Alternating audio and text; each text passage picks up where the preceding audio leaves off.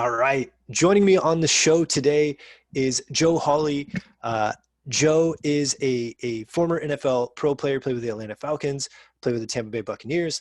He also is the founder of his own YouTube channel, Man Van Dog Blog, which I challenge you to say 5 times fast. I tried to do it earlier. And I man, I still can. stumbled. I kept going man, dog, blog, van, and then man, dog. I couldn't get the man, van, dog, blog part down and fast enough. But it's such a cool channel to follow. Dude, Joe, thank you for being on the show. Yeah, man, I appreciate you having me.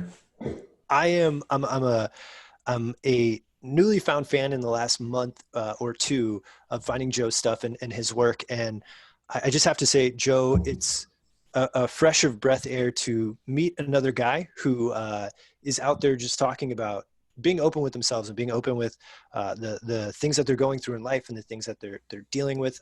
We were just talking off air a little bit of how it's a mission that you're on, of helping people to open up and explore some of their emotions.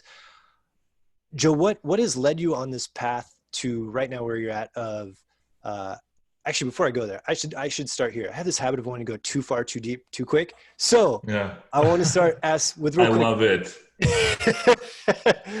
My Let's get deep. the first thing I've been asking Joe is, Joe, are you okay telling us how old you are? No, I'm not even gonna do that. I'm just kidding. I'm 31. 31. Okay. Yes. I was talking with somebody else on the podcast recently about how I've been fascinated by age over the last few years. I'm 33, having to figure out kind of like expectations. Where should I be in life? Where shouldn't I be? This comparison game that we go through. Do you ever do that? Do you ever like wonder where you should be in life or compare where maybe you thought you would be? Absolutely. It's just human nature. And I think a lot of people tend to compare themselves to people they want to be like, or people that are in a place where they want to get to. And I think we all have these visions of what we want to accomplish in life. But I've really connected with trying to compare myself to people who have less. And that creates this sense of gratitude for where I am at and all the work that I have put in. And there's always going to be people with more stuff, more accomplishments, more accolades. They're where you want to be. They maybe are living the dream you want to live. But there's also people that wish more than anything they could be where you're at. And so putting it in perspective and trying to ground yourself in the fact that, okay, I have so much to be grateful for. And connecting with that for me has been like really powerful. And it allows kind of space to work towards my goals and what I want to accomplish with less stress of not being there yet, right? Because it's all about the journey. It's not about the destination. As soon as I get to that place where I wanted to get to, it's going to be so fleeting that I'm going to be already looking ahead to the next thing. And that's what we call the rat race, right? Where we're always trying to strive for more and more and more and do. And it's really about enjoying the journey while you're on the journey and living the experience out while you're in it, no matter where you're at in life. Yeah. A question to follow up with that. Do you feel like you've always had that perspective? Is it something that's kind of developed over a certain last period of time? Is it something that you have had to work to cultivate? I think there are a lot of people who maybe can feel that way for a minute or a day, Yeah. but to continue it, how have you developed that perspective? Yeah. It definitely takes work. It takes constant reminding. I mean, we live in a society where it's keeping up with the Joneses, and I fall victim to that too. Excuse me. And doing the exercises and the daily practices to remind myself if I do feel stressed or anxious about not being where I want to be, then really like noticing those feelings coming up within my body and being connected to my body, which is, meditation, yoga, journaling, all these practices help me stay present and connected to my body so that if a feeling like that does come up, I can really like breathe into it. It's like, where is that coming from? Why is that happening? Oh, it's because I'm wanting to be somewhere I'm not right now, and being able to recognize that, breathe into it, and then, like I said before, focus on gratitude. Like, well, let me change and reframe from what I don't have into what I do have. And then it's like, oh, that kind of goes away and it washes away. So coming out with these tools, and I'm really grateful that I was able to live out my childhood dream of playing in the NFL, but I was stuck in that, in the NFL, you're always trying to work to the next level. I got drafted, and then when I got drafted, I wanted to become a starter. And then when I became a starter, I wanted to become paid like a starter. And then when I got paid like millions of dollars, I'm like, well, that guy's getting paid 3 times as much as me. He's not that much better than me. So literally, I realized that there's never an end. If you're making millions and millions of dollars a year, there's always someone making more, and there's always somewhere else to get to. And if it's not really something you want to do and you're doing it for the wrong reasons, and that's what I realized when I was playing football, I was like, I'm playing to get more money. I have plenty of money in the bank. And so I changed my perspective, realized what I do have, and I took a hard look at, do I want to continue to shred my body, be in pain, just so I can try and accumulate more of this paper or number on a screen that's going to make me feel more accomplished? And I'm super grateful that I made really good money and have this big security blanket, but getting to the point where I really had to, question if I needed more, and then having that relationship. And that's part of the reason I decided to walk away, so that I could experience other things in my life. And I'm ready to challenge myself in other ways and find out really what makes me happy from the inside. Do you, man, I just think of so many people who are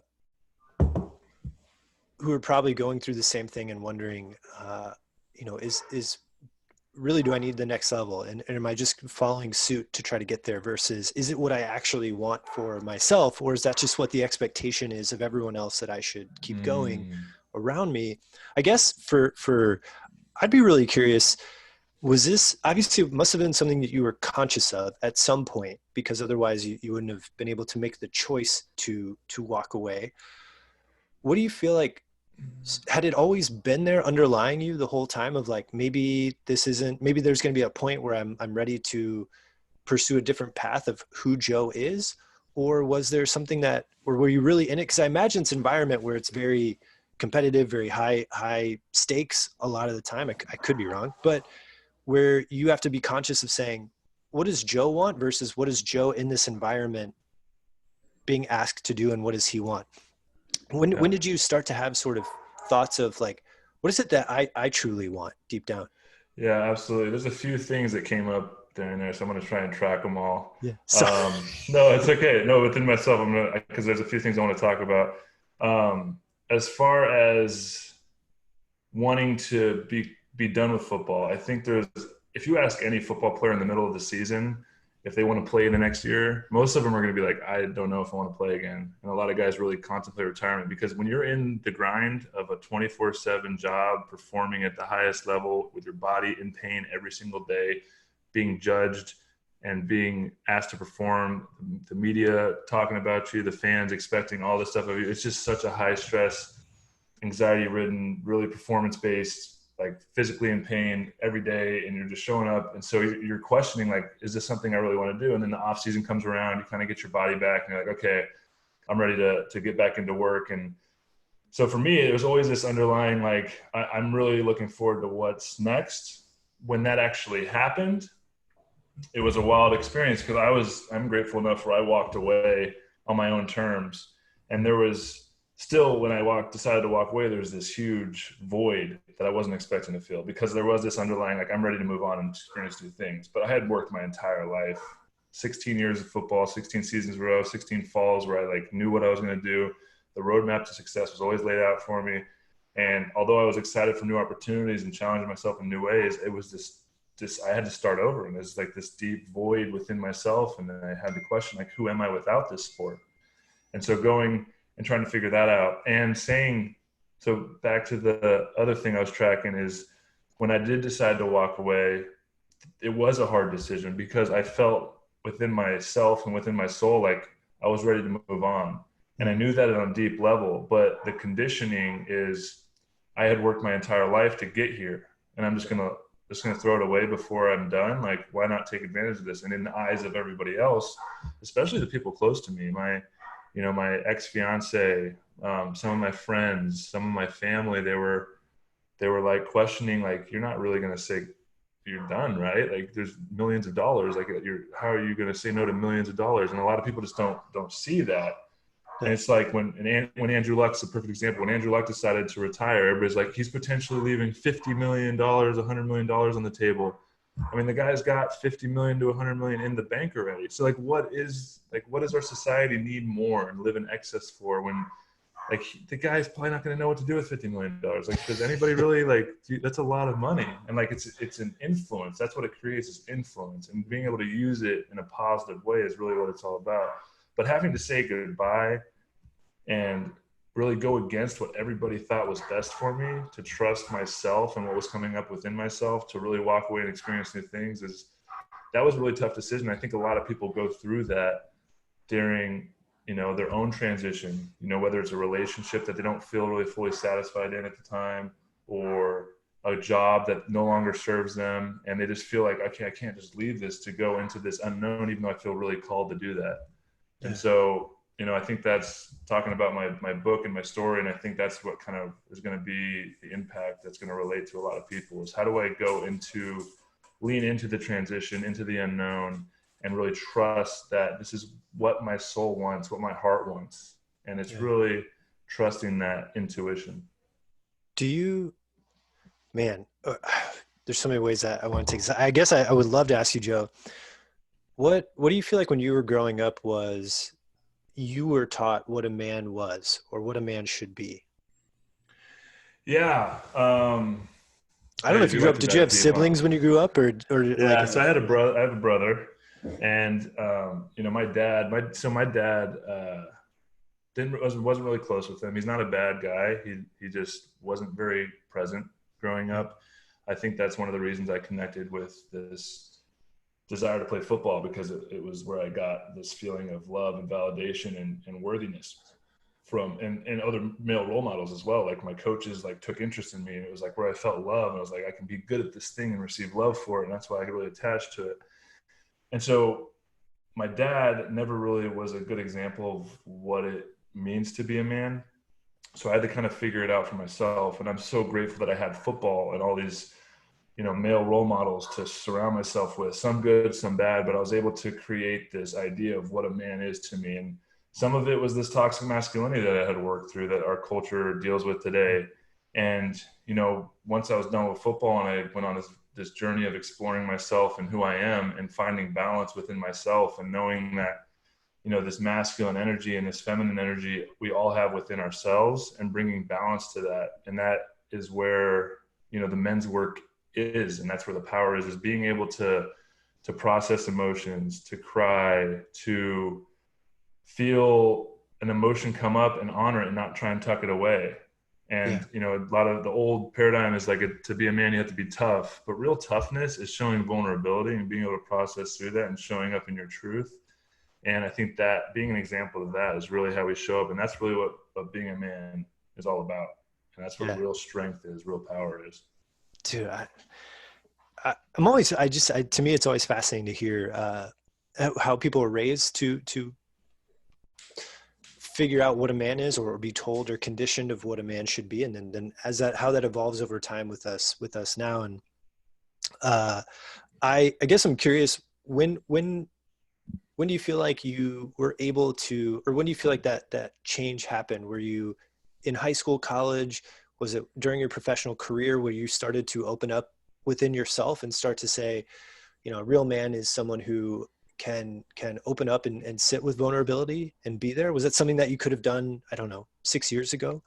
Or do you feel like, I don't think so. I think I've okay, always been like an emotional guy, and I was like a mama's boy. So I had that kind of like underlying like emotion, and like I would feel it, but it was always like not okay.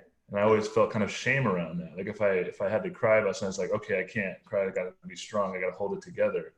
And now realizing like, just let that out. Like if something comes up, there's no judgment in it. It's like process through it. There's something in your body. There's some kind of thing that you need to process through, and being able to do that.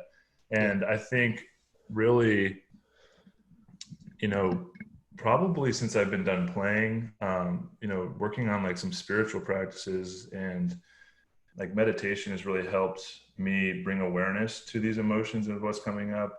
I think reading a lot of books and educating myself about, different aspects and what it really means to be a man, and mhm, learning and having an open mind. And I think yoga has really helped me connect with that feminine energy, because the masculine side is all about doing, it's all about achieving, it's all about creating. And there's definitely a place for that. But our world has kind of become out of balance, and we've become out of balance within ourselves. And yoga has been such a powerful practice because, I'm used to doing these big power lifts and getting strong and big for football and like doing and becoming and achieving. And then yoga like forces you to sit in a pose, and then your mind starts racing, like you need to be doing something else. And then like focusing on the breath and just like seeing how the resistance comes up in your body and bringing awareness to it, and realizing that every single day that same pose might be different, and not trying to change it, not trying to figure it out, but just bringing awareness to it and like accepting it, and accepting it as okay. And that's where the feminine energy comes in. Is it's about being, it's about in the flow, it's about connection, it's about nature. And so bringing balance like that within yourself creates more space to accomplish and do bigger things by allowing and letting it flow and having things happen for you and not to you. And it's just, when you find balance within yourself, it creates balance within your relationships, within your family. And that's how we create balance and bring balance back in within our society as well. Yeah. I, I don't know if you're, we didn't prep for anything for this, but if I don't know if you're comfortable talking about this, but I guess I'd be curious, as you've gone through this transformation. I don't know if you've started dating again, or attempted to date since that. Attempt is a good word. I feel you. I feel you on, Yeah. I've been attempting as well. And, Mm. just curious, as you've been making these changes and coming to these realizations and maybe finding more balance within yourself, I guess I'll lead with my own uh, scenario where I've gotten so much more in touch with who I am, my emotions, my vulnerability, uh, but to a point where there's still a sense of, even to this day, a little bit of, I don't know if shame or guilt. I don't think those are the right words, but there's a hesitancy of, is this too much in front of a girl or female partner that I'm with? Am I okay with that? Is this something that even though I'm personally more okay with it, is this going to shift the way that maybe this dynamic Mm. is we've created? I don't know if you've experienced it, or if you've thought about how you're going to deal with that when that happens. Like, do you feel more secure in your ability to open up about those things when you're dating, Mm. and to talk about those things? Yeah, I think it's a slow process, and it's a trust thing. Like, Yeah. can I trust this human being to with my like deepest, darkest secrets and shames and processes and things that, we all have traumas throughout our childhood that we create these stories around, that Yeah. we have a lot of shame or guilt or whatever around those things, and having a safe space to process that is really important. And it's like, can I trust this woman? And that's why it's important to find a partner that is on the path, that has an open mind, that is doing the work and can hold space, because really we're all just mirrors for each other. Hmm. And so being able to like slowly, dive into those relationships, but it does take time. I'm not going to go to a person I don't know and be super vulnerable, because then it opens myself up to being hurt and creating more trauma within myself. So I think slowly, but there is a lot of power in being and loving yourself enough and being comfortable with who you are, that whatever that person says or does is not going to hurt you. Right. So if there is resistance there, it's like, okay, what part of myself am I nervous about sharing that I don't love fully because I'm worried that this person's going to come back and hurt me? So there's work there as well. Yeah. And the onion is infinite. I mean, we all have deep work that I'm doing. I've been doing this work for a couple of years now, and I keep Yeah. finding things, and it's beautiful every time you come to an awareness of a reason. There's a story or a self-limiting belief or a guilt or a shame about who you are, and really diving deep into like, why do I believe that about myself, or because in reality it's like none of it's really that big a deal. It's all what we hold in ourselves. Like, is that person really going to care if they make it a big thing and try and use it against you? That's because that's their own hurt, their own trauma showing up, the Yeah. work that they haven't processed, right? And once you Yeah. realize that, we all have we're all just mirrors for each other, bringing up our own resistances to the world. And yeah, it's a beautiful gift. And relationships, or just a whole different ballgame. There's one thing in like going and doing the men's work and processing your childhood and your traumas and things that, but then interacting with another human being and like really diving deep, and then having to interact with those energies and bring balance to it. It's a constant back and forth. And that's why relationships are so, they're so beautiful, because they bring up some really deep things, but they're a lot of work, and they take a lot of care and comfort, and finding the right partner to do that work with is really, really important. Yeah. Yeah.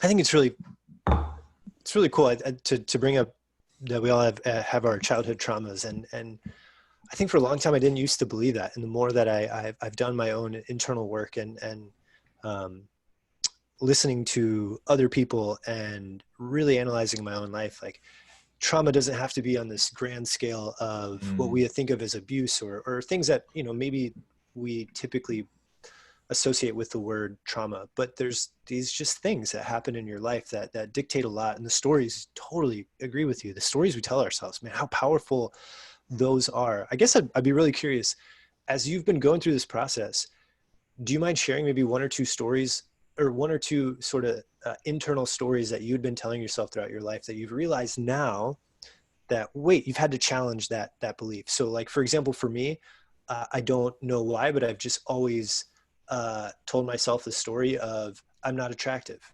and I've had to Mm. work through that. Like, why do I tell myself that story? Like, there aren't people out there going, wow, you're so ugly, right? But in my No. brain, that's what I'd been telling myself. And I have to look at it and be like, dude, why are you making up this story in your own head? Why are you saying that to yourself? Yeah. I don't know if you've had to go through any of those, or if you've had experience. 100%. I think Yeah. we all do. That's where the deep work is, and realizing anytime we have a trigger or anything that comes up within ourselves in the situation, like that's where the work is. And like really, like finding enlightenment, and the path to enlightenment is really showing up in the world as like pure loving awareness where nothing interacts and affects you. So if you can't show up like that, then what's the resistance that's holding you back? And those are the stories that are created. And I've had plenty, and I've been doing a lot of deep work. I think I could talk about one with the relationship, but I'll get back to that.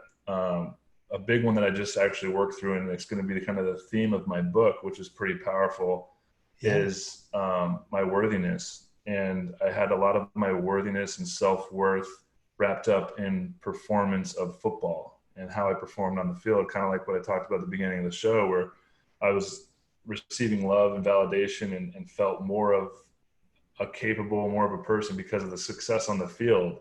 And that's something I've held on to. And that's why it was such a fall from grace when I decided to retire, even though I walked away on my own terms. It was like, I always had this very clear, like, football is not who I am, it's something I do. And I always wanted to make sure that my identity wasn't wrapped up in it. And I had other things going on for me, because I know it's always a big issue. But when it was over, I was like, dang, like, man, who am I without this? And I realized it's because I didn't feel worthy of showing up in the world, because the thing that gave me all this worth of importance and ego and like who I was gone. Hmm. And so how was I going to show up as anybody worth anything to anybody? And like, I really had to find love within myself, and doing the work and realizing that it's really all about, to the extent to love another is only as much as you love yourself. And so if you're showing up in a relationship and there's something wrong, it's like, how can I love myself more and show up as love more in my relationships to other people? And so finding that worthiness, and I haven't, like, just bringing awareness to it. I honestly just, like, that big story kind of just clicked like a couple weeks ago, and I'm still working through it. And it's going to be like a lifelong process, because football was such a high achieving pinnacle experience that was amazing, and I'm grateful I got to do it. But always going to be there. I'm always going to be in transition. So that's something I'm going to have to continue to unravel and work through. And I'm sure there's deeper layers that I'll continue to get to. As far as relationships, I realized that, part of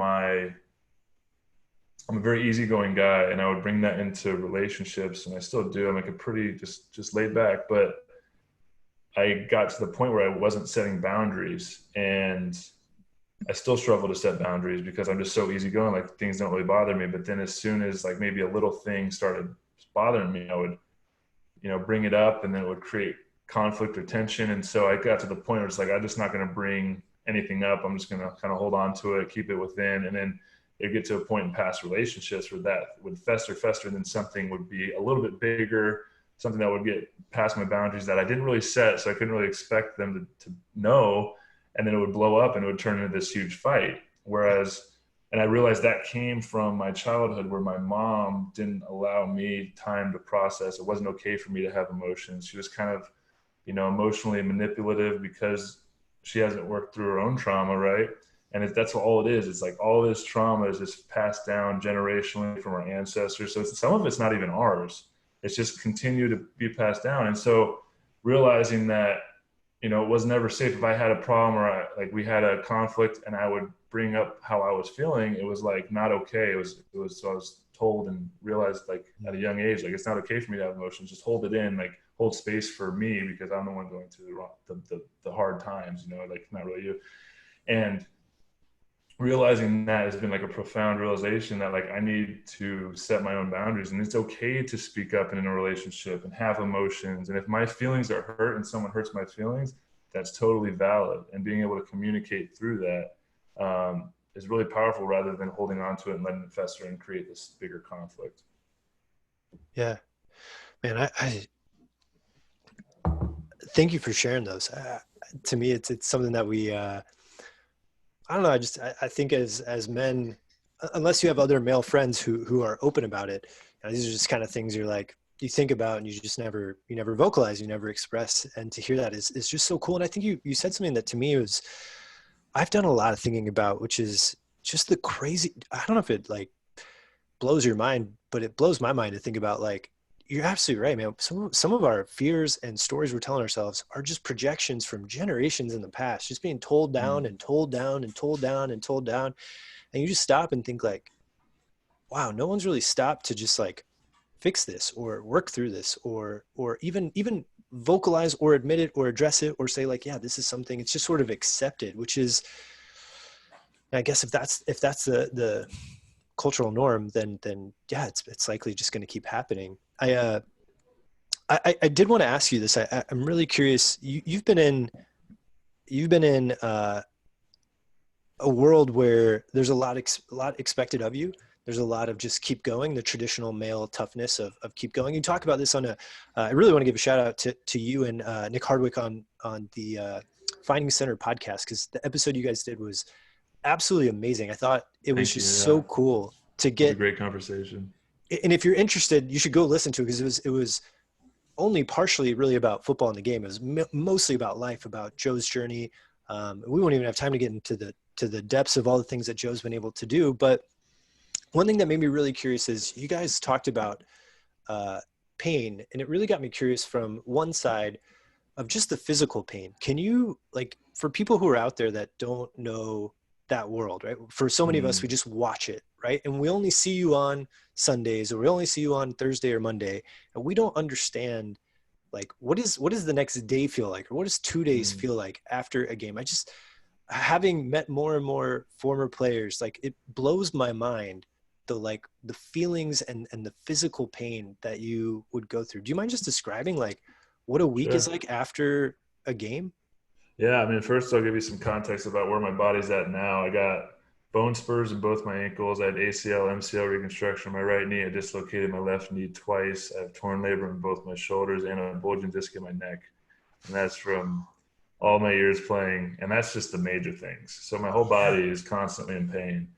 That's part of the reason I've, loved yoga. Has really saved my life. And it's gotten me grounded back in my body, and being able to heal it in a holistic way has been very powerful. But as far as during the season, I alluded to it a little bit before on how difficult the process actually is, because you start the season off with training camp, which is 6 weeks of literal, like some of the toughest times you'll ever have in your life. I mean, me personally, it was wake up at 5:30, super sore from the day before, waking up and having to go do, in Tampa Bay it was like 120-degree heat index, and doing these three-hour practices and doing meetings and installs and continuing to be judged and having to perform and always be on top of things, and then not getting done till like 10 at night, and then going back to bed and doing it for 4 to 6 weeks, and just constantly.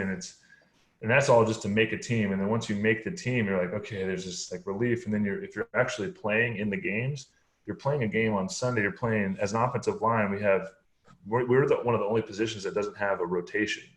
Like if you're a receiver, if you get tired, you can come out and another receiver will come in. Offensive line and it's so ironic that they're the biggest like guys that are like really big and kind of fatter and just like carry a lot more weight.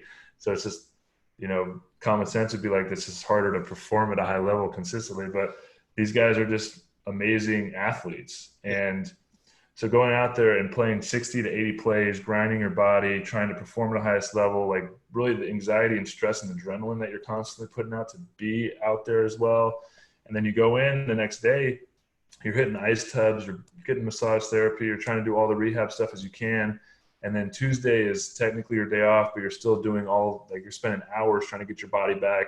And then you start learning about the next opponent and you start installing. So you're mentally working while your body's trying to recover. And then Wednesday comes around and you're into the next week. You're doing full padded practices. So before your body even recovers fully, you're back out there doing it again. And so it's just constantly throughout the season, you just never really get back to 100%. So you're constantly just taking money out of the bank and not putting it back in, right? And so eventually you get to the end of the season, your body is just beat to shit. It's a pretty grueling process, and then that's why these guys get paid so much money. And that's why I'm like looking back on it now and being done, like how proud I am of myself for achieving that. Cause it's definitely not easy. It's not something anybody can do. Yeah. I guess that when you're in, to me, it's like from the outside, outside of the military, it's one of probably the more, what I imagine is, masculine environments. It's these high competitive athletes, a lot of competition. When you're in there and you're in a locker room during a game, would you feel, would you ever have like a switch that would flip for you in terms of mentality of this masculine energy to perform? Was that something you were conscious of? Did it just happen naturally? Were you able to stay present while you were playing, or is the emotion just so high? I guess I'd be really curious I look at it from the outside, like, man up, right? The phrase man up, time to man up, and go do this, Joe. Or is it something where you're more conscious of controlling your emotions, and did that play a role in your ability to perform? Absolutely. I got my own personal story is I used to not be as in control of that kind of switch. I used to be really competitive, hyper competitive. I hated losing. I was the kind of guy that if I was playing video games and I lost, I'd throw the controller across the room, like no real control. And actually it was a problem when I was in college. I would play at UNLV and we weren't very good. We had, every year I was there, we had a losing season. And so I got really frustrated as like a really good player in a team sport. It was really frustrating that I wasn't seeing success in that way.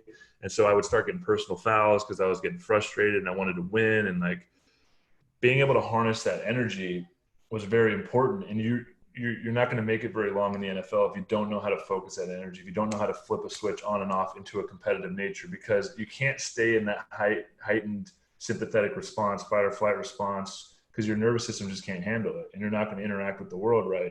And so you have to be able to like bring yourself down. And I think a big tool that helped me with that is meditation and dealing along with the stress and the anxiety of the sport and the performance anxiety and all that, like being able to calm the mind and calm the nervous system and bring it back to the present moment. And then still having that competitive nature that like, if I'm out there ready to perform, I can click into that. And then bringing awareness into like the preparation it takes to get to that level. Like there's so much preparation, and they talk about the 10,000 hour rule. Once you become a professional at something, if you have 10,000 hours, you can like kind of do it in your sleep. So it's like all these muscle memory things that have been getting ingrained into my body so that when I'm on the field, it's flow state. And a lot of science coming out about flow state. Like I would be out there and we would break the huddle, quarterback call the play, break the huddle, and I'm going up to the line. Everything is washed clean. I don't even feel my body. I'm just like, what's the snap count?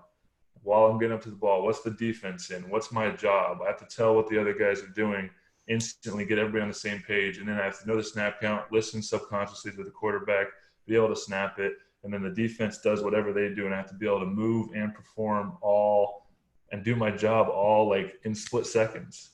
And it was very fascinating having awareness of it. And like, I remember being like, oh my goodness, like I can see this before it happens. And like just having this instinctual gift, and that comes with preparation. And I think that's part of the reason that makes these players, these NFL guys so amazing. And I think that's having that skill to push myself to that level and know what it's like to be that connected has really transferred over into doing the self work, because I am able to have the mental toughness, the mental strength to bring awareness to what's going on within myself and doing that work. And then the commitment to the daily practices has all really helped my personal growth. And that's why I'm really excited to continue to coach and create community for these former high performing athletes, because they already have the underlying ability to do this really deep work and show up in a way and be leaders, and they're already role models. So I believe that if they can show up and do this work, that's how we're going to kind of create this bigger impact of vulnerability and processing in the world of like men, and showing up as leaders and trying to change the world by healing ourselves. Yeah. Man, I really wish I had 2 more hours to chat with you, Joe. We'll have to do this again at some point, because Absolutely, man. it's I don't got a lot going on right now. I'm just kidding. It's good. Dude, we'll make it work again. I want to ask a few couple of things real quick. Of one, like what sparked this? You could have gone in any direction. People that don't know your story, guys, if you're really interested, you should go follow Joe on his YouTube channel, Man Van Blog Dog Man Blog. Van Dog Blog. Man Van Dog Blog. I Say it practiced 10 it so times many times. fast. Do it. Follow the YouTube channel, Man Van Dog Blog. Dog Blog, my man. Dog Blog. Yes. He'll and just follow his journey. He after retiring, got a van and started traveling the country, living in his van and seeing a lot of the country, and just really fun to watch and amazing to watch. And I guess, Joe, when did it hit you? Like, I feel like there's more I have to give to men. Because I want to segue into kind of the work that you're doing now and the projects that you have. But what do you feel like sparked? You could have gone a ton of different directions, I'm sure. You've got a network of people. You could have done all kinds of things. You have, ways that you could potentially start new ventures or join people with things. And you decided that you want to put your energy into helping other men in this space. What do you feel like prompted that? So what I've learned is the most growth happens when we get outside of our comfort zone.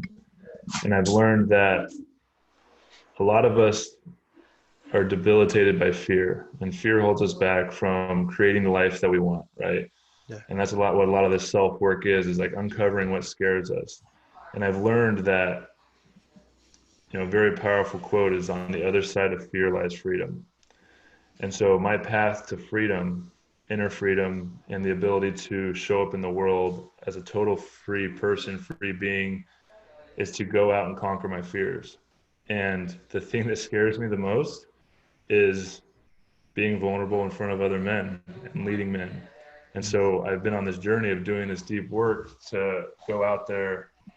And another thing is public speaking has been my biggest fear for as long as I can remember. And it's kind of funny. I don't know if it's the universe's kind of sick joke, or if it's just me knowing that going and conquering these fears is kind of a guidepost. I feel like a lot of people, if they really look at what scares them, that's where they're going to find the most satisfaction in life, because that is where their real dreams are lying. The deepest treasure lies, right?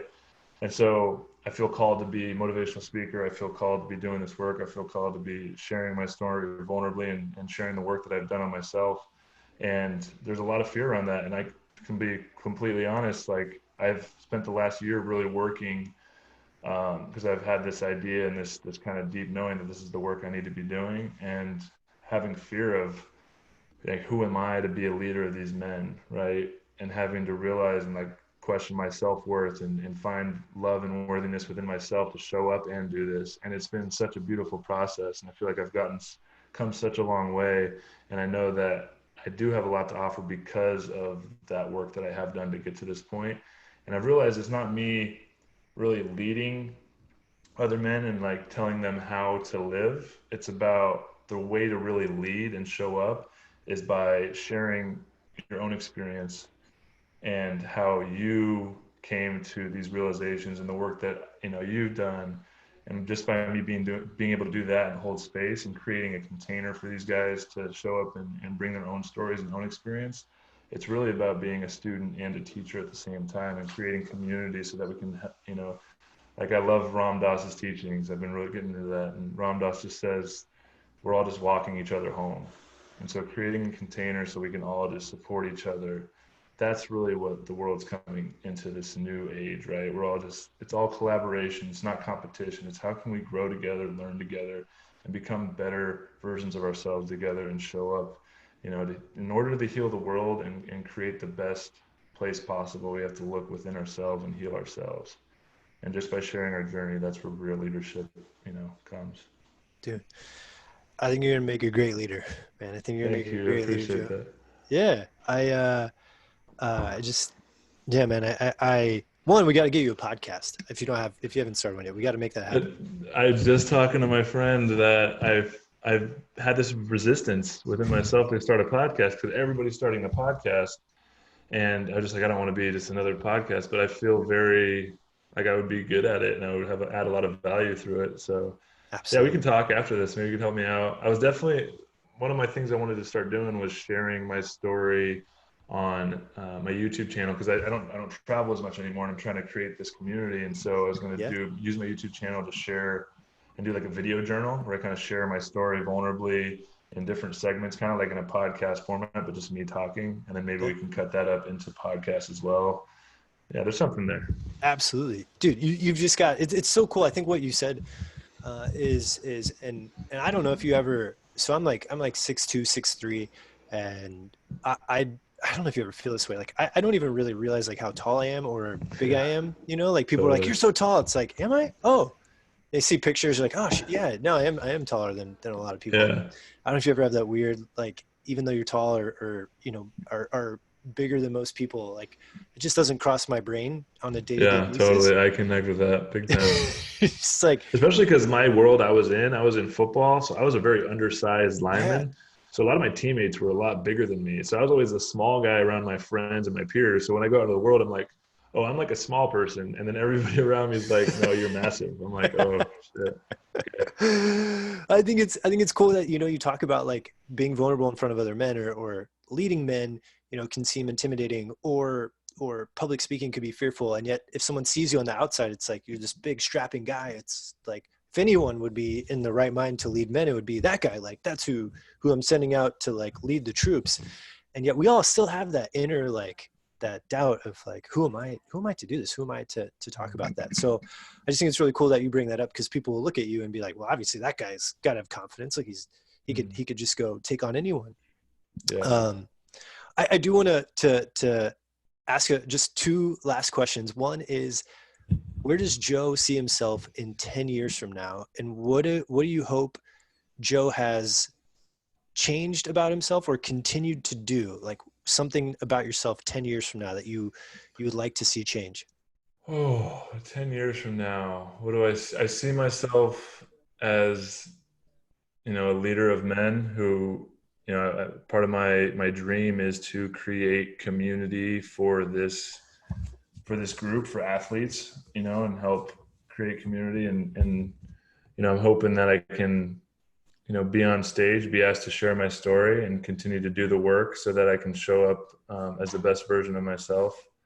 And um, yeah, 10 years, man. Like, how many lifetimes is that going to feel like? I don't know. It's crazy. Like, I feel like I've changed so much in the last 2 years. Like, I can't imagine, how much change is going to happen in 10 years. And I think, connecting with the impermanence of it all and trusting the flow of the universe. And I feel like I'm being called to do some big things in this world, and just trusting that and surrendering to it and letting it come to me is part of the journey as well. Yeah, dude, I can't wait to watch it unfold. Honestly, it's going to be Thank awesome. you. The last question I like to ask people is, if you had to meet or if you came across a little kid who, I don't know, 6 to 10 years old, and came up to you and asked you, Joe, what makes a man? What would your answer be to that kid, to a young I boy in would say, particular? I would say the biggest gift that anybody can offer another, especially a man, is presence. And if you can sit in somebody else's presence and really be present there with them, not thinking in your mind what you have to respond to what they're saying, but just really holding space and being very there, because you can feel it when someone's there present looking at you and just being there with you. Like that's such a gift, especially in our society and how fast paced we're living, and the age of distraction and always something else to do. Our minds are always trying to, entertain themselves with something. Like, to be able to hold space and be present for another is the biggest gift you can offer anyone. And it's going to be the one thing that will lead to success. Just that one thing. If you can do that, you will be successful in life, because you will be able to absorb and learn from others and not, act like you know it all, but really stay present. Man, I think that's an awesome answer. It's been so cool. I've been asking a ton of guys that question. It's been really interesting to see what everyone has had to say. But I want to say, Joe, if people are out there listening and they want to follow you, one, can you tell us a little bit more about your book and the kind of goals you have with what you're creating right now? Yeah. So the best way to interact with me, follow my journey on a daily basis, would be Instagram at joe.hawley, Hawley, or you can search Man Van Dog Blog. That will come up too.